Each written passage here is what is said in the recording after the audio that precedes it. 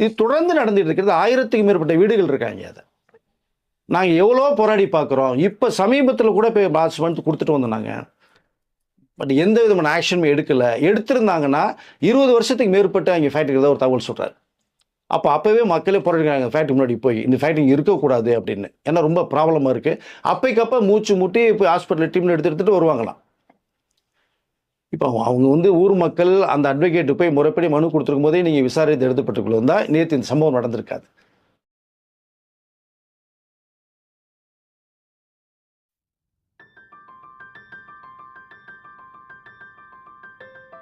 மூத்த பத்திரிகையாளர் வெங்கடேஷ் சார் நம்மளோட இணைஞ்சிருக்காரு. வணக்கம் சார். வணக்கம் சார். முதல்ல சிஎம் உடைய பிறந்த நாள் இன்னைக்கு அவையில் நடந்த சில விஷயங்கள், குறிப்பாக 3 வருஷமாக பார்த்தீங்கன்னா அந்த இறால் பண்ணியை மூட சொல்லி மனு கொடுத்துக்கிட்டே இருக்காங்க. அதை பார்த்தும் பார்க்காத மாதிரி போயிருக்காங்க சில பேர். அவங்களுடைய விவரம் என்னன்னு சொல்லுங்கள். அப்புறமா நீங்கள் பார்த்துருப்பீங்க எல்லாத்துலேயுமே ஊழல். கடைசியில் மருத்துவமனையில் போய் பார்த்ததில் ஒரு பெரிய அதிர்ச்சி சம்பவத்தை ஒன்று பார்த்துருக்காரு. என்ன எப்படி கட்டி வச்சுருக்கீங்க அப்படிங்கிற மாதிரி அது ஒரு சம்பவம் போயிட்டுருக்கு. குறிப்பாக கூவம் எல்லாரும் சொல்கிறது இன்றைக்கி தான் இந்த கூவத்தை க்ளீன் பண்ணுவீங்கன்னாங்க. இப்போ அதுக்கு முக்கியமான ஒரு ப்ராஜெக்ட் ஒன்று வரப்போகுது. கூவத்தையே டோட்டலாக க்ளோஸ் பண்ண போகிறாங்க அப்படின்றாங்க. என்ன சார் வந்திருக்கு? இன்றைக்கு நம்மளுடைய தமிழக முதலமைச்சர் விஜய் அவர்களுடைய பிறந்த நாள். 52 வயது முடிந்து இப்போ 53வது வயது இப்போ தொடங்கியிருக்கு. ஸோ நம்மளுடைய பப்ளிக் சேனல் மூலம் ஒரு வாழ்த்துக்கள் சொல்ல, நம்ம நேயர்களும் தமிழக முதலமைச்சர் வாழ்த்துக்களை சொல்லுங்கள். பட் இங்கே சபாநாயகர் எழுந்து வந்திருக்கும். அதாவது உள்ளே வரும்போதே முதலமைச்சர் உட்பட எழுந்து வணக்கம் சொன்னது. அப்புறம் சபாநாயகர் தமிழக முதலமைச்சர் விஜய் அவர்களுக்கு ஒரு 2-3 இது அழகாக அவருடைய பிறந்தநாள் வாழ்த்துக்களை சொன்னது. பட் ஒரு சிறப்பாக ஒன்று இருந்தது. பட் இங்கே என்னென்னா என்ன சொல்கிறேன்னா, இந்த சட்டசபை கூடுறதே ஒரு 10 நாள் 15 நாள் கூடும். அங்கே இந்த நாட்டுக்கு என்னத்தை, நாட்டு மக்களுக்கு என்னதை, என்ன திட்டங்கள் கொண்டு வரலாம் அப்படிங்கிறது மாதிரியான செயல்பாடுகளை எல்லா பேரும் பேசுனா சிறப்பாக இருக்கும். வாழ்த்துக்கள் சொல்லி முடிச்சோடனே சபாநாயகர் அமைச்சருக்கு வாய்ப்பு தராங்க நேற்று நடந்த சம்பவத்துக்கு பேசுகிறதுக்கு.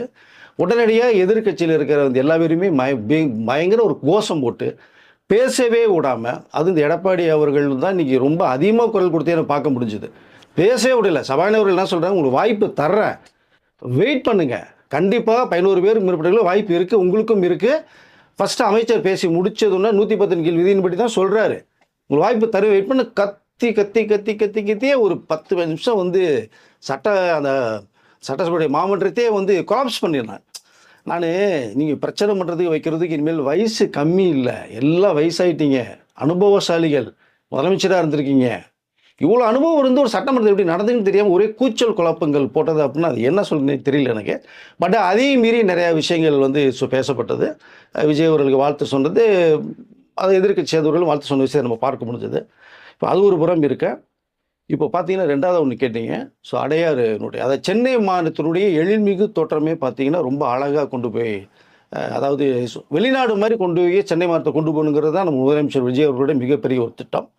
பட் இங்கே ஒரு பெரிய மைனஸாக இருக்கிறதே பார்த்தீங்கன்னா இந்த கூவம் நதி தான். ஆனால் இப்போ தான் அந்த கூவம் நதிங்க அந்த பக்கம் போகும்போதெல்லாம் மூக்கை பொத்திட்டு போகிறாங்க, அவ்வளோ ஸ்மெல் வருது அப்படின்னு. ஆனால் ஒரு காலத்தில் பிரிட்டிஷ்காரங்க இங்கே இருக்கும்போது பார்த்தோம்னா அது போட்டிங்லாம் அதில் விட்டுருக்காங்க. குடிநீர் எடுத்துகிட்டு போகிறதுக்கே இந்த தண்ணி தான் எடுத்துகிட்டு போயிருக்காங்க மக்கள். அப்போ அவ்வளோ அழகாக இருந்த அந்த ஒரு ஆறை போக போக போக பார்த்தா இந்த பாதாள சாக்கடை ஒன்று கிரியேட் பண்ணி அதுக்கு ஒரு தனி ரூட்டு போட்டு கிளியர் பண்ணி பண்ணாமல் இந்த கூவம் நதியில் உள்ளே ஜாயின் பண்ணி மிக்ஸ் பண்ணதுனால பார்த்தா அதாவது தெளிவான நீர் போன இடத்துல பூரா சாக்கடை கலந்து வச்சு கருப்பு கலராக போய் அந்த பக்கம் போகவே முடியல. ஒன்று நம்ம அண்ணா ஸ்கொயர் பக்கத்தில் இருக்கிற அந்த ஃப்ளைஓவர்கிட்டே இருக்கிற அந்த கூவம் ஒன்று, மெயினாக எடுத்துக்கிட்டோம்னா அடையார் கூவம். அதுதான் செம்பரம்பாக்கம் ஏரி மழை காலத்தில் தண்ணி திறந்து விட்டால் நேராக உள்ளே அடித்து பீச்சில் போய் கலக்கிறதுக்கான ஒரு வே இது. ஆனால் இந்த கூவத்தில் தூர் வராமல் மேலோட்டமாக சும்மா வாரி மாதிரி அந்த ஆழத்தை அதிகப்படுத்தாமல் மேலோட்டம் போகிறதுனால தான் தண்ணி வெளியில் 2015 சென்னை மண்டலம் எந்த அளவுக்கு படாத பாடுபட்டுச்சுன்னு தெரியும். ஹாஸ்பிட்டலுக்குள்ளெல்லாம் தண்ணி போன விஷயங்கள் உங்களுக்கு தெரியும். பட் இங்கே இப்போ அதை இந்த அதாவது சென்னை நதியில் சீரமைப்பு திட்டத்தில் அதை ஒழுங்கு செய்து அந்த கூவத்தை தரைமட்டம் தெரிகிற அளவுக்கு, அதாவது கீழ் பேஸ்மெண்ட்டுக்கு பார்த்தீங்கன்னா அந்த மண்ணு தெரியணும், அந்த அளவுக்கு சீரமைக்கணும் பண்ணணும்னு சொல்லி மத்திய அரசுடைய நிதியில் ஃபஸ்ட் டைமாக ஒரு 7500 கோடி வாங்கியிருக்காங்க. வாங்க போகிறாங்க. இது தவிர 30,000 கோடிக்கு முதலீடுகள் வர்றதுக்கு தமிழக முதலமைச்சர் ஏற்பாடு பண்ணியிருக்காங்க. இதுக்கு டெண்டர் முறையில் விண்ணப்பங்களை வரவேற்கிறத விஷயத்தை சொல்லிட்டாங்க. இதுக்குன்னு தனி டிபார்ட்மெண்ட் அதிகாரிகள் போட்டாங்க. இது முதலமைச்சருடைய கீழே தான் வருது டிபார்ட்மெண்ட். இதை ஸோ மொத்தம் சென்னை மாநிலத்தினுடைய இந்த கூவம் நதியை சீர் செய்து பாதாள சாக்கடை போகிறதுக்கான வேற ஒரு ரூட்டை கிளியர் பண்ணி இது ஒன்லி அந்த ஃபுல்லாக, அதாவது எப்படி பிரிட்டிஷ் காலத்தில் பீரியட் இருந்தோ அந்த மாதிரி ஆக்குன்றவருடைய முதலமைச்சருடைய கனவு. இதில் அந்த கரையோரம் இருக்க மக்கள்லாம் இருக்காங்க இல்லையா, அவங்களுக்கெல்லாம் வேறு, அதாவது இடங்கள் நிறைய வீடெல்லாம் கொடுத்து அவர்களை வந்து மாற்றம் செய்யப்பட்டு அந்த இடத்துல வந்து ஃபுல்லாக நடைபாதை, பூங்கா, பார்க்குகள் அப்படிங்கிற அந்த ஒரு ஸ்கீம்லாம் கொண்டு வந்து வச்சு இது வந்து மக்கள் வரி பணத்தில் நம்ம செய்யக்கூடிய திட்டம் இது. இதில் எந்த விதமான முறைகேடுகள் நடந்ததுன்னா மக்கள் வரி பணத்தை வீணடிச்சிங்கன்னா கடுமை நடவடிக்கை எடுக்கப்படும் அப்படின்னு முதலமைச்சர் வந்து மிகப்பெரிய ஒரு அறிக்கை ஒன்று விட்டுருக்காரு இதை. ஸோ இதில் என்னன்னா, இதில் அதாவது வெளிநாட்டு உடைய சேர்ந்தவர்கள் கூட இதற்கு முன்பாக பார்த்தீங்கன்னா இந்த கூவம் நதிநீரை வந்து சுத்தப்படுத்தி அதன் மேலே காங்கிரீட்டு ஸ்லாப்லாம் போட்டு பார்த்தீங்கன்னா அதில் ஒரு ஷாப்பிங்லாம் பண்ணுறது மாதிரியான ஒரு திட்டம் இருக்கப்படுறதா நான் கேள்விப்பட்டேன் அதை. பட் அது அந்த அந்த ஒரு ஸ்கீம் இருந்தே தவிர யாரும் அதை வந்து முன்னெடுத்து இது வரைக்கும் பண்ணவே இல்லை. அதை அப்படியே விட்டுருந்தாங்கன்னா இந்நேரம் எத்தனையோ வெளிநாட்டுக்காரங்களாம் உள்ளே வந்தாங்க பண்ணுறதுக்கு. இப்போது இதை வந்து தமிழக முதலமைச்சர் இப்போ இந்த கூவம், ஸோ மெயினாக நதி வந்து சென்னை சிட்டியில் எங்கெங்கே போதோ சுற்றி போதோ அதை எல்லா இடத்துலையுமே கிளியர் பண்ணணுன்னு ஒரு ஸ்கீமை பொண்ணு போட்டு அதுக்கு வேண்டி அதிகாரிகளில் போட்டு எல்லாம் வச்சுட்டாங்க. இதனுடைய வேலைகள் ஆரம்பிக்க போது கிட்டத்தட்ட பார்த்தீங்கன்னா ஒரு வருடத்துக்குள்ளேயே இது எல்லாத்தையுமே முடித்து இது வந்து சிறப்பாக கொண்டு வரணுங்கிற அந்த ஒரு ஸ்கீம் ஒன்று போட்டிருக்காங்க. அது உண்மையிலேயே சிறப்பான ஒரு விஷயமா நான் பார்க்குறேன். இதை சென்னை மாநிலத்தினுடைய அழகே வந்து அந்த, அதாவது என்ன சொன்ன, கூவம் நதி தான். அதை வந்து ரொம்ப அசிங்கப்படுத்தி அருவருப்பாக இருக்கிற மாதிரி ஆக்கிட்டாங்க அதை. அந்த ஒரு ஸ்கீம் ஒன்று போட்டிருக்காங்க. அது இப்போ விரைவில் அந்த ஒரு வேலையில் ஆரம்பிக்க போது. இதை தவிர பார்த்தீங்கன்னா ரெண்டாவது ஒன்று கேட்டீங்க நீங்கள், ஹாஸ்பிட்டலில் முறைகேடு அப்படின்னு சொல்லி. உண்மையிலே அது ரொம்ப வேதனைக்குரிய விஷயமா தான் பார்க்குறேன். திருப்பூர் அரசு ஹாஸ்பிட்டல் வந்து இப்போ அமைச்சர் நேரடி பார்வையில் போய் அது புற்றுநோய் சம்மந்தப்பட்ட நோயாளி வருவதற்கான ஒரு புது பில்டிங் திருப்பூர் அரசு மருத்துவக் கல்லூரியோட மருத்துவமனையில் அந்த கட்டடம் வந்து கட்டப்படுது. அங்கே ஆய்வு மேற்கொள்வார். அதுக்கு முன்னாடி நோயாளிகள்லாம் போய் பார்த்து இப்போ ஹாஸ்பிட்டல் டாக்டர்ஸ் எப்படி இருக்காங்க, சாப்பாடு எப்படி வருது, தூய்மை எப்படி இருக்குது, ரெஸ்ட் ரூம் இருக்குது, எல்லாமே விசாரிச்சுட்டு பண்ணும்போது இந்த பில்டிங் என்ன மாதிரி இருக்குன்னு சொல்லி அடுத்து பில்டிங் கட்டடத்துக்கு போயிருக்காரு. போட்டு எல்லாம் பார்த்துட்டு மேலே மொட்டை மாடிக்கு போய் லேசாக வந்து கை வச்ச உடனே டபடபன்னு அந்த கரை உடையுது. மேலே போய் கை வச்சு பார்க்குறாரு, காலை வச்சு தட்டாரு, கையை வச்சு தட்டாரு, துபுன்னு விழுகுது. அமைச்சர் அருண்ராஜ் அவர்களுடைய திடீர் விசிட் இது. இனிமேல் தமிழகத்தினுடைய எல்லா ஹாஸ்பிட்டல்லையும் அந்த ஆய்வு நடத்தப்படும் இந்த இப்போ இதன் மூலம் சொல்லியிருக்காரு. அருண்ராஜ் அவர்கள் கீழே அங்கே பார்த்தீங்கன்னா அந்த போலீஸ் ஆஃபீஸ்லேருந்து கலெக்டர்லேருந்து எல்லாமே ஸ்பாட்டுக்கு வந்துட்டாங்க. பட் இங்கே என்ன வருதுன்னா, இதுலேயும் டெண்டர் விடப்பட்டு இந்த முறைகேடுங்கிறது, இந்த லஞ்சம் ஊழல்ங்கிறது வந்து இதில் தலைவிரிச்சு ஆடி இருக்கு. ஹாஸ்பிட்டலுங்கிறது எவ்வளோ ஒரு முக்கியமான விஷயம். நீங்கள் மேலே மொட்டை மாடியில் அந்த சின்ன செவுரில் தட்டினீங்க விழுந்துச்சு, ஓகே. இதே நடுவில் ஷீலிங் போடுவாங்க இல்லையா, ஃப்ளோரு, அந்த ஃப்ளோரில் வந்து இந்த மாதிரி கலவைங்க மிக்ஸ் பண்ணி போடும்போது திடீர்னு ஃபேனை போட்டு அது போட்டு திடீர்னு நைட்டோட ஒடிஞ்சு விழுந்துனா என்ன ஆகும் நிலைமை பாருங்கள், யோசித்து பாருங்கள். பட் இந்த ஒரு சந்தர்ப்பம் வந்து எனக்கு ஒரு ஃப்ரெண்டு ஒரு வீட்டில் இருந்த ஒரு விஷயத்தை நான் சொல்கிறேன். வேலைச்சேரியில் அப்பார்ட்மெண்ட்ஸ் இருக்கும்போது செகண்ட் ஃப்ளோரில் நைட்டு திடீர்னு 2 மணிக்கு வந்து ஷீலிங் உடஞ்சி கீழே விழுந்திருக்கு. நைட் படுத்துருக்காங்க பெட்டில், மண்டை கிண்டல் அடிபட்டு வந்து உடனடியாக ராத்திரியாக வந்து காரை பிடிச்சி ஹாஸ்பிட்டல் போய் ட்ரீட்மெண்ட் எடுத்துகிட்டு வந்துட்டு பேசுகிறாங்கன்னா அந்த கலவை சரியில்லாத ஒரு காரணம். இப்போ நீங்கள் மணலும் சிமெண்ட்டும் வந்து எந்தளவு ஈக்குவல் பண்ணுங்கிற ஒரு விஷயம் ஒன்று இருக்குது. அதுக்குள்ளே நீங்கள் போனால் தான். இப்போ நீங்கள் எம்சாண்டுன்னு ஒரு விஷயத்தை ஒன்று போட்டு அந்த மிக்சிங் வந்து சிமெண்ட்டு சரியான அளவுகோலில் நீங்கள் பண்ணலைன்னா, கலவையை டெம்பரவரியாக போனாங்கன்னா கிட்டத்தட்ட ஒரு பில்டிங்கே பார்த்தீங்கன்னா குறைந்தது ஒரு 50 வருடங்களாக ஒரு லைஃப் இருக்கிற மாதிரி ஒரு தகவல். இவர்கள் கட்டப்போது 5-10 வருஷம் கூட நிற்காது போல இருக்குது, பயமாக இருக்குது. இது சம்மந்தமாகவே ஒரு படம் ஒன்று பண்ணாங்க, சிவகார்த்திகேயன் பண்ணி மாவீரன் ஒரு படம். ஒரு அப்பார்ட்மெண்ட்ஸ் கட்டி ஒரு 10 மாடி 12 மாடி அப்பார்ட்மெண்ட்ஸ் கட்டி அதனுடைய பேஸே இது தான். பில்டிங் கன்ஸ்ட்ரக்ஷன் சரியாக பண்ணாமல் மேலோட்டமாக பண்ணாங்கன்னா இந்த கட்டடமே இடிஞ்சு உள்ள போகிறது மாதிரியான ஒரு சூழ்நிலை உருவாகும்போது அந்த மக்கள் போராட்டம் பண்ணுறது மாதிரி ஒரு கதையும் சொல்லிட்டு படம் பண்ணியிருப்பாங்க. கிட்டத்தட்ட அது சினிமா கதை, ஓகே, நம்ம வந்து அக்செப்ட் பண்ணிக்கலாம். நிஜத்தில் நடந்தால் எப்படிங்கிறது, நோயாளிகள் அவங்களே வசதி வாய்ப்புகள் ப்ரைவேட்டில் போகும்போது தான் இங்கே கவர்மெண்ட்டுக்கு வர்றாங்க. அங்கே ஒரு பாதுகாப்பு வேணாமா? இங்கே எல்லாம் மிக்சிங் நடக்குது. கேட்டால் நான் டெண்டர் விட்டாச்சு, ஏதோ வந்துட்டாங்க, ஆட்சியில் கொடுத்துட்டாங்க, லஞ்சம் ஊழல் எல்லாத்தையும் கைமாறி போகும்போது தான் இங்கே வந்து இந்த குறிப்பிட்ட ஒரு பணத்தை வச்சுக்கிட்டு அவங்க வேலை செய்கிறாங்க. பட் இது ரொம்ப கொடுமையான ஒரு விஷயம். இது அமைச்சர் அருண்ராஜ் அவர்கள் வந்து மிக கடுமையான நடவடிக்கை பண்ணி சொல்லி எல்லாத்தையும் அதிகாரிகளும் கூப்பிட்டு விழாவாரியாக கேட்டு வச்சுட்டு இதை வந்து திரும்பி என்ன பண்ணணும் நீங்கள் பண்ணுங்கள், திரும்பி ஆய்வு நடத்துவேன்னு சொல்லி ஒரு விஷயத்தை சொல்லிட்டு போயிருக்காங்க. ஆனால் இங்கே வந்து கொஞ்சம் மனசாட்சியோடு செயல்படணுங்கிறதான் சொல்லிக்க விரும்புகிறேன் நான். பில்டிங் இடிஞ்சு விழுந்த நிலைமை என்ன ஆகும், எத்தனை உயிர்கள் பலியாடாகும். இந்த மாதிரி தான் ஒரு சந்தர்ப்பம் இப்போ நேற்று நடந்தது.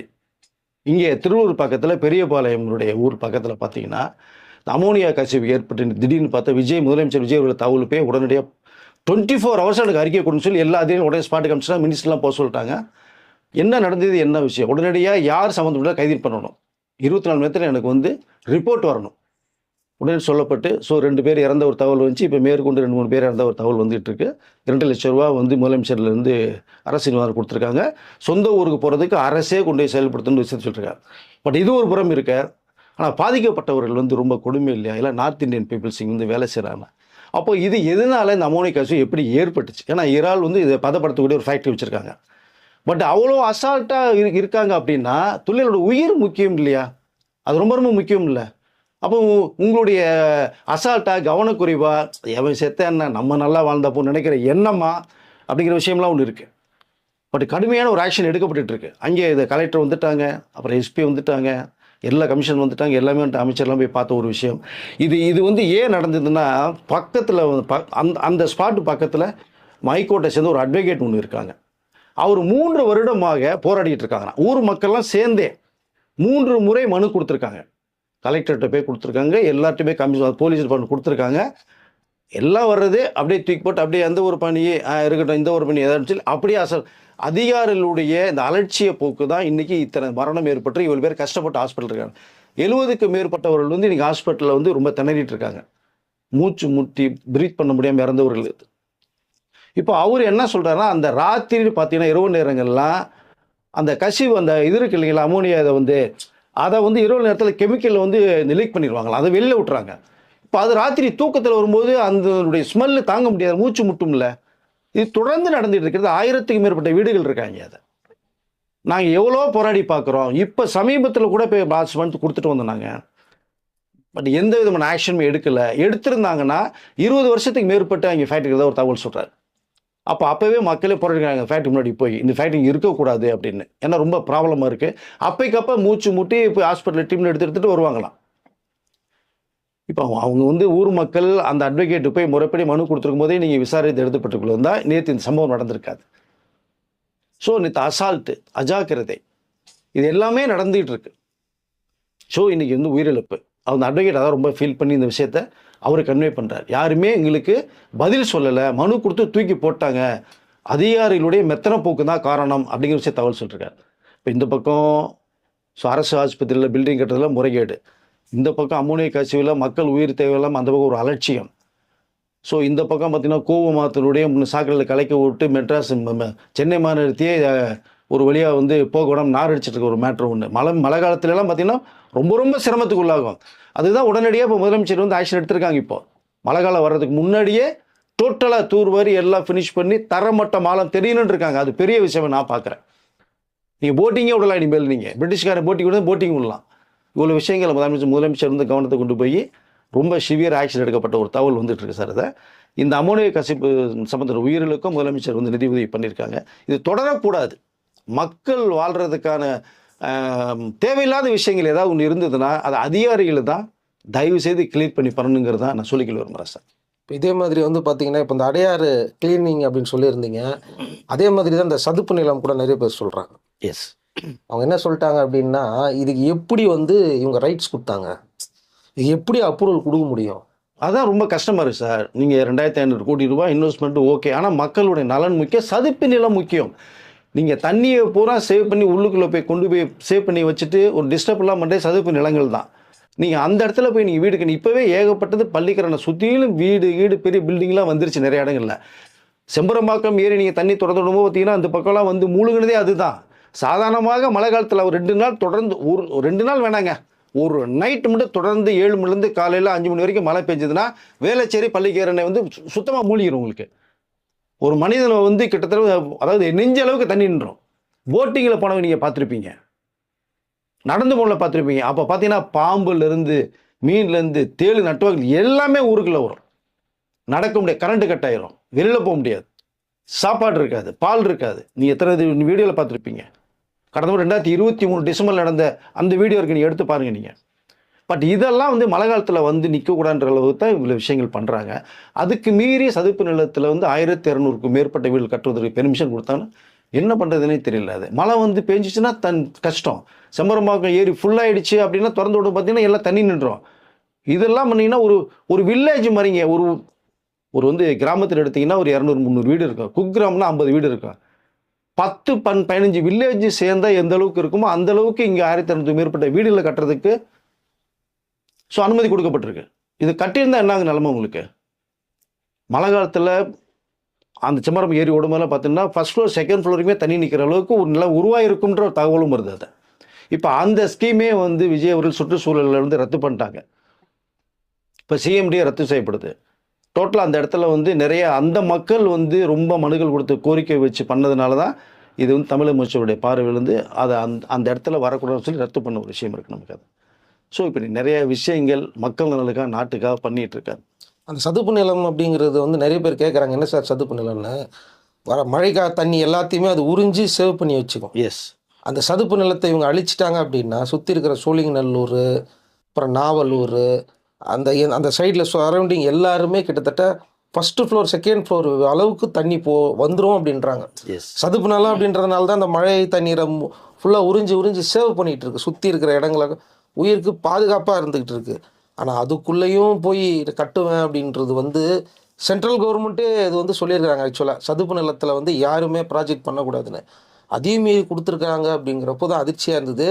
ஒரு வேளை அதை வந்து அந்த இடத்த வந்து கட்டியிருந்தாங்கன்னா என்ன நடந்திருக்கும் அப்படிங்கிறது நம்மள எதிர்பார்க்கணும். எட்டி பார்க்க முடியல. மூலை பாகத்தில் 11 மணி கட்டி இந்த பில்டிங்கை சாஞ்சது தெரியும். அப்புறம் பிளாஸ்ட் பண்ணது உங்களுக்கு தெரியாத வெடிக்கண்டு வச்சு எல்லாம் பண்ணது தெரியும் உங்களுக்கு. அதை இல்லை சதுப்பு நிலங்கிறது தண்ணீருங்க நீல நீர் ரொம்ப முக்கியம். ரெண்டாவது சாயில் இங்கே ரிப்போர்ட் எப்படி இருக்குன்னே தெரியாது. ஃபர்ஸ்ட் ஆஃப் ஆல் அந்த பில்டிங் ஸ்ட்ரென்த்து கீழே பேஸ்மெண்ட்டில் எப்படி தாங்கும்ன்றதும் தெரியாது உங்களுக்கு. அது ஹைரைசிங் பில்டிங் வேறு. ஸோ அதனால் மக்களுடைய நலத்திட்டங்கள் பண்ணணும் அப்படின்னா இடங்கள் ஃபஸ்ட்டு தேர்வுப்படணும், அதிகாரிகள் சம்மந்தப்படணும். பட் ஏனோ தானோன்னு சில விஷயங்கள் கொடுத்துட்டோம்னா பாதிப்புகள் மக்கள் தான் அப்படிங்கிறத உணரணும். இப்போ 2000 பேருக்கு மேலே வந்து பார்த்திங்கன்னா அட்வான்ஸ் வேறு கொடுத்துட்டாங்களாம் அந்த பில்டிங்க்கு. வந்து இந்த சதுப்பு நிலத்தில் பள்ளிக்கரணைகள் கட்டுறதுக்கு வந்து பார்த்திங்கன்னா அட்வான்ஸ் வேறு கொடுத்துட்டான்றாங்க. இப்போ அவங்க நிலைமை என்ன ஆக போகுது அப்படிங்கிறது வந்து தெரியல. நல்ல வேளை இந்த கவர்மெண்ட் வந்து அந்த சதுப்பு நிலத்தை ஸ்டாப் பண்ணல அப்படின்னா அந்த சுற்றி இருக்கிற எல்லா சரௌண்டிங்குமே மழை ஒரு தடவை வந்துருச்சுன்னா டோட்டலாக அந்த ஊரே காலியாகிருக்கும் அப்படின்றாங்க. இவ்வளோ ஆபத்திற்கு தெரிஞ்சும் அதை வந்து எப்படி அப்ரூவல் கொடுக்குறதுக்கு மனசு வருது இவங்களுக்கு? பணத்துக்காக என்ன வேணாலும் பண்ணலாமா அப்படிங்கிற அளவுக்கு வந்துச்சு. நல்ல வேளை இவங்க வந்து ஸ்டாப் பண்ணிட்டாங்க. அதனால தான் இப்போது நிறைய சுற்றுச்சூழலை சேர்ந்தவங்க பல பேரும் நான் இதுக்கு ரொம்ப நாளாக போராடிக்கிட்டு இருக்கோம் இந்த மாதிரி நடக்கக்கூடாது அப்படின்னு. இந்த விஷயம் மட்டுமா பண்ணியிருக்காங்க தலைமை முதலமைச்சர்? இப்போ ஸ்கூல் நிலவரத்தை பார்த்துங்க. அந்த லைசன்ஸ் ரெனியூவல் வந்து பண்ணும்போது 3 வருடத்துக்கு ஒரு முறை பண்ணும்போது பார்த்தீங்கன்னா சடன் ஒரு அமௌண்ட் வந்து கொடுக்கப்பட்ட தகவலை இப்போ சொல்கிறாங்க. இந்த முறை தான் எங்களுக்கு வந்து 10 பைசா செலவு இல்லாமல் நாங்கள் வந்து ரெனியூவல் பண்ணிட்டு வந்திருக்கோம். இப்போ ரொம்ப சிறப்பான ஒரு விஷயமா நான் பார்க்கப்படுறோம். லஞ்ச ஊழல் ஒழிக்கப்பட்டிருக்கு இந்த தடவை.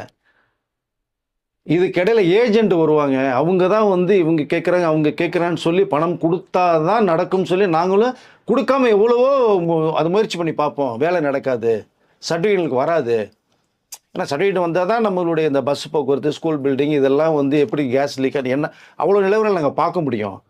ரெனியூவல் பண்ணாமல் இருந்தால் என்ன பண்ணு, சரி வழி இல்லாமல் நாங்கள் பணம் கொடுத்து பண்ணிகிட்டு இருந்தோம் அப்படிங்கிற விஷயத்த சொல்லி இந்த முறை தான் கொடுக்காம பண்ணியிருக்கோன்னு சொல்கிறாங்க. இப்போ லஞ்சமும் ஊழலும் எந்த அளவுக்கு கிட்டத்தட்ட எவ்வளோ ஸ்பீடாக ஒழிக்கப்பட்டு இருக்க சம்பவங்களுக்கு அவருடைய குரலே தெரியுது நமக்கு. அது சம்மந்தப்பட்டவர்கள் பள்ளி நிர்வாகமே சொல்லிட்டு இருக்காங்க. இப்போ ராஜ்மோகன் அவருக்கு தான் வந்து இந்த பாராட்டு போய் சேரணும்ல. கண்டிப்பாக தமிழக முதலமைச்சர் சொல்லி அமைச்சர் ராஜ்மோகன் அவர்கள் செயல்படுத்துகிறாங்க. தமிழமைச்சருடைய திட்டம் தான் இது. அந்த கல்வித்துறை அமைச்சராக இருக்கிறனால ராஜ்மோகனுடைய செயல்பாடு ரொம்ப சிறப்பாக இருந்துகிட்டு இருக்காது. அவரும் சொல்லிட்டார், ரேஷன் என் பேரை சொல்லி யார் வந்தாலுமே ஒரு காரியம் நடக்கக்கூடாது, காதலே வாங்காதீங்க, உங்களுக்கு என்ன தேவை அதை நீங்கள் பண்ணீங்கன்னு ஒரு விஷயத்தையே அதையும் கன்வே பண்ணியிருக்காரு. அதே மாதிரி வந்து இனி நாங்கள் வந்து பார்த்திங்கன்னா இனிமேல் லைசன்ஸ்க்கு வந்து யார் எந்த பண்ணணும் தர தேவையில்லை. அதே நேரத்தில் முடிஞ்ச அளவுக்கு வந்து பார்த்திங்கன்னா நீங்கள் ப்ரைவேட் ஸ்கூல்லலாம் கொஞ்சம் அந்த இதுவை குறைச்சிருங்க. என்ன சொல்கிறது, நீங்கள் வாங்குகிற ஃபீஸை வந்து முடிஞ்ச அளவுக்கு எவ்வளோ முடியுமோ நீங்கள் அவ்வளோ குறைச்சிருங்க. அது மட்டும் இல்லாமல் வெளிப்படைத்தன்மையாக நீங்கள் எவ்வளோ ஃபீஸ் வாங்குறீங்க அப்படிங்கிறதும் இனிமேல் வந்து சாட்டில் போட சொல்லிட்டாங்க. சாட்டில் வந்து ஓப்பனாக நீங்கள் வைக்கணும். எதுவுமே வந்து பார்த்திங்கன்னா இந்த டொனேஷன் அது இதெல்லாம் முடிஞ்ச அளவுக்கு இருக்கக்கூடாது அப்படிங்கிற மாதிரியும் அறிவுறுத்திருக்கிறாங்க. ஸோ இது வந்து பார்த்திங்கன்னா ஸ்கூலுக்கு நிர்வாகத்துக்கு வந்து அட்வான்டேஜாக போச்சுன்னா அதில் உள்ளே இருக்கிறவங்களுக்கும் ஒரு அட்வான்டேஜாக வரும் அப்படிங்கிற மாதிரி தான் சொல்லிட்டு இருக்காங்க. படிக்கிற பசங்க பேரண்ட்ஸு கடன் வாங்க மாட்டாங்க. அவங்க சேர்த்து வச்சுருக்க மணியை வச்சு ஸ்கூலில் ஃபீஸ் கட்டி பசங்களை படிப்புங்க படிப்பு வந்து என்ன சொல்றேனே தெரியல. அது பிஸ்னஸ் ஆயிடுச்சு. இப்போ டோட்டலாக ஹாஸ்பிட்டலே பிஸ்னஸ் ஆயிடுச்சுங்க. நீங்கள் முன்னெல்லாம் சாதாரணமாக ஏதோ ஒன்று பண்ண கையை பிடிச்சி பார்த்து மாத்திரை சாப்பிட்டு வீட்டு போக போய் கையை தொடவே மாட்டாங்க. எம்ஆர்ஐ ஸ்கேன் எடுத்துகிட்டு வா, சிடி ஸ்கேன் எடுத்துகிட்டு வா, ஒரு 25,000 பில்லு விழுந்துடும். அந்த சென்டர்லேருந்து இவங்களுக்கு ஒரு பெர்சன்டேஜ் பணம் வரும். இது பிஸ்னஸ். மக்களை யாரும் பார்க்கலங்க. பட் நமக்கும் அது நாளைக்கு வருங்கிறத வந்து இப்படி சம்பாதிகள் உணருங்கிறத நான் சொல்லிக்கலாம் சார். Okay sir. இந்த மாதிரி நிறைய ஸ்கீம்ஸ் எல்லாம் வந்துட்டு இருக்கு. அதே மாதிரி இப்போ இந்த இறால் பண்ண மாதிரி இன்னும் வேறு எங்கெங்கெல்லாம் இருக்குதோ அதை பார்த்து உடனே இந்த மாதிரி ஏதாவது இருந்ததுன்னா இம்மிடியேட்டாக முன்னாடியே எடுத்துடணும். ஏன்னா இப்போ தான் வந்திருக்கிறாங்க. இது 3 வருஷமாக அவங்க போராடிட்டு இருந்திருக்கிறாங்க. ஸோ இப்போ வந்து அவங்கள கைது பண்ணியிருக்கிறாங்க. 2 பேர் வந்து உண்மையில் கைது பண்ணியிருக்காங்க. மோகன் ஜோசப் 2 பேரை கைது பண்ணியிருக்காங்க. எப்பவுமே வந்து பார்த்தீங்கன்னா இந்த மாதிரி நிறைய சம்பவங்கள் நடக்கும். ஆனால் ஓனரை கைதே பண்ண மாட்டாங்க. என்ன தெரியுமா சொல்லுவாங்க, நாங்கள் ஒரு விசாரணை குழு அமைச்சிருக்கோம், அவங்க விசாரிச்சுட்டு வந்து பார்த்தீங்கன்னா எங்களுக்கு டீட்டெயில் தருவாங்க. இதே தான் சொல்லிட்டு இருக்காங்க. நான் கடந்த முறையும் வந்து பார்த்தேன், நிறைய இடங்கள்ல இந்த மாதிரி விபத்தில் ஏற்பட்டது. ஒன்றே வந்து ஒரே சொல்லுவாங்க, இல்லை சார் விசாரணை குழு ஒன்று அமைச்சிருக்கோம், விசாரணை குழு. அந்த குழு என்ன செய்யணும் யாருக்குமே தெரியாது இது வரைக்கும். அந்த குழு இது வரைக்கும் எத்தனை ஓனர்கள் மேலே நடவடிக்கை எடுத்ததுன்னு தெரில. முதன்முறையாக இத்தனை வருஷமாக இருந்துகிட்டு இருந்த அந்த ஃபேக்ட்ரியோட ஓனர்ஸை முதன்முறையாக இந்த கவர்மெண்ட் வந்து அரெஸ்ட் பண்ணியிருக்கிறாங்க. அதே நேரத்தில் இறந்துருக்காங்க. அந்த குடும்பத்துக்கு வந்து ஒரு ஆழ்ந்த இரங்கலை நம்ம தெரிவிச்சதும் நன்றி சார். நன்றி.